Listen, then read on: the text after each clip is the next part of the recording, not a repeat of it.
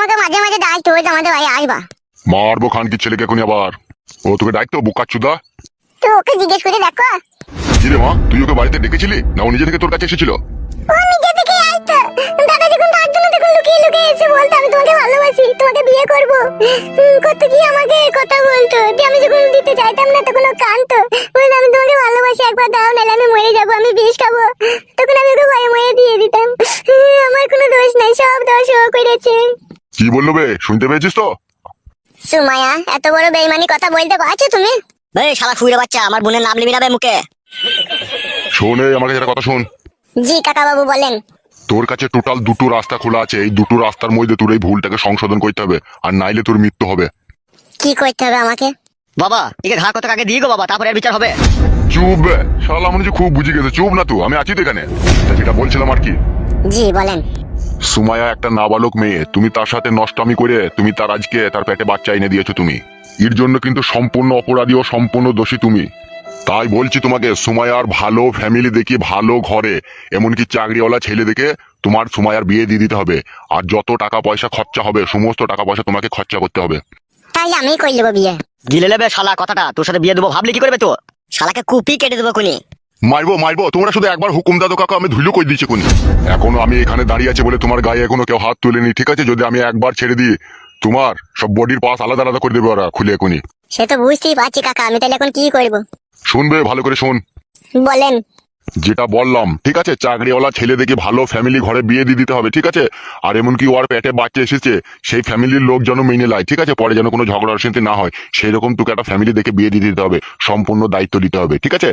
আর যদি তুই এটা না করতে পারিস তাহলে 3 লাখ টাকা তোকে ক্যাশ লাগবে, বুঝতে পেরেছিস তো? এই দুটোর মধ্যে তোকে একটা রাস্তা বেছে নিতে হবে। আমার কাছে তো বিড়ি খাওয়ার পয়সা নেই, আমি 3 লাখ কোথা পাবো? শুইরা বাচ্চা, ভরার সময় মনে ছিল না? শালা বেইমান নিমখারাম শালা, এই বন্ধু শালা, শালা তোকে ঘৃণা লাগছে বেবের। ওই ওর দিকে তাকিয়ে কোনো লাভ হবে না, বড় আমার দিকে তাকা।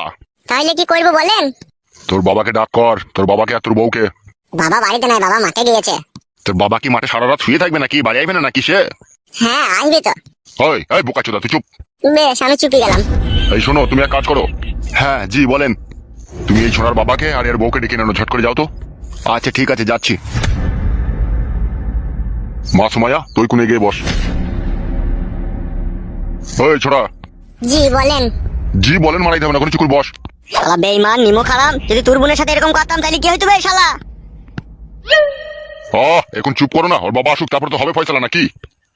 শালাদের ফ্যামিলিটাই খারাপ, শালাদের বংশ শুধু চরিত্রহীন। শালা শাশুড়ি চরিত্রহীন, বউ চরিত্রহীন, বাবা চরিত্রহীন, আবার শালা নিজেও চরিত্রহীন শালা। লাউড়া চুপ না।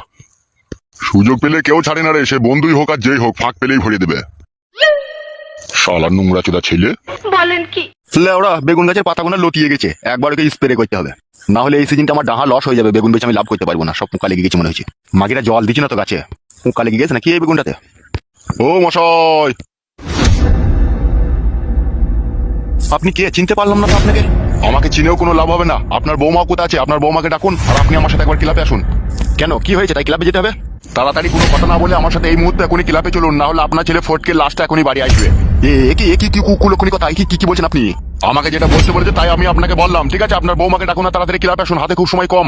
কি হয়েছে একটু বলবে তো? আমি বলতে পারবো না, ওখানে গিয়ে সব জানতে পারবে। তাড়াতাড়ি চলো। বোমা, ও বোমা! কি হয়েছে কি বাবা, তো চেঁচিয়ে উঠলে? সর্বনাশ হয়ে গেছে বোমা, সর্বনাশ হয়ে গেছে। কি বলছেন বাবা আপনি? তাড়াতাড়ি ক্লাবে চলো, না হলে আমাদের ছেলে লাশ বাড়ি আসবে বলছে। কি হয়েছে কি বাবা, আপনি এরকম করে আছেন কেন? কি হয়েছে বলুন। বোমা, হারামি লোককে যাতা বলছে আমাদের ছেলে লেগে। খবরদার হারামি বলবেন না, হারামি তো আপনারাই। কি হয়েছে কি বলবেন তো নাকি? আপনারা দুজনেই তাড়াতাড়ি ক্লাবে চলুন, না হলে ফটকের লাশ বাড়ি আসবে। কি কুলক্ষণী কথা, ও কি করেছে কি? আপনারা আমার সাথে যাবেন না, এখানে আমার সাথে দাঁড়িয়ে দাঁড়িয়ে কথা বলবেন। যত দেরি করবেন তত আপনাদেরই ক্ষতি হবে। আচ্ছা ঠিক আছে, চলো দেখছি। হ্যাঁ এসো।